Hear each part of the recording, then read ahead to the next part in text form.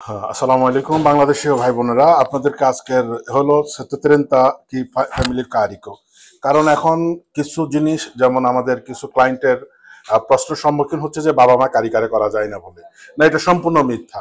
আজ থেকে 32 বছর আগের যে আইন আর্টিকল জি 4 আর্টিকল 1992 সালের ফ্যামিলি কারিকো, যেটা 2015 সালের মডিফিকাতে এবং 2021 সালে যেটি মডিফিকারে করা হয়েছে।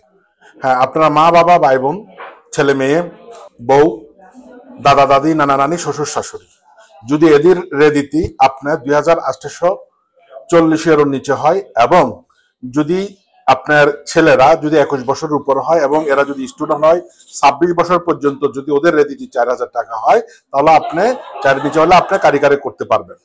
তো সুতরাং আমি যারা আপনারা এজেন্সির কাজ করেন, আমি সব ছোট ভাইদেরকে বলবো তোমরা অত্যন্ত দয়া করে অত্যন্ত গুগলে ক্লিক দিলে পুরা লেজি পুরা গাজেটন অফিসিয়ালে সম্পূর্ণ পাবা, অথবা ফিসকালে ফিসকালে এজেন্সি de la entrata ওইখানে টিপ দিলে পুরো ডিটেলস আসবে।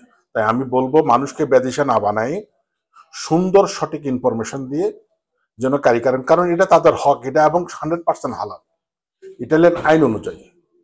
যদি প্রমাণ করতে পারে যে রিকেজেন্ট যিনি ওনার বাবা মা ভাই বোন দাদা দাদি নানা নানি শ্বশুর শাশুড়ি বউ এবং ছেলে মেয়ে আদত্তা যদি ওনার উপর ডিপেন্ডেন্ট এবং তাদের রেদিতি যদি 2840 নিচে হয় আর ছেলে যদি 21 বছরের উপরে হয়, তাহলে যদি 26 বছর পর্যন্ত যদি তাদের রেদিতি 4000 টাকার নিচে হয় আর নর্মালি 2800 নিচে হয়, তাহলে আপনারা কারিগরি করতে পারবেন। ইটালির বাইরে হলে প্রতি বছর তাদের জন্য 600 টাকা করে মিনিমাম 600 টাকা রিচুভূতা লাগবে। এখন আমাদের বাংলাদেশ এবং বিভিন্ন দেশের পরিপ্রেক্ষিতে মা বাবা অনেক সময় অসুস্থ থাকে, তাই অন্যজনের নামে বা একজনের নামে পাঠা, তাও সেটা স্যাক্রিফাইস করবেন।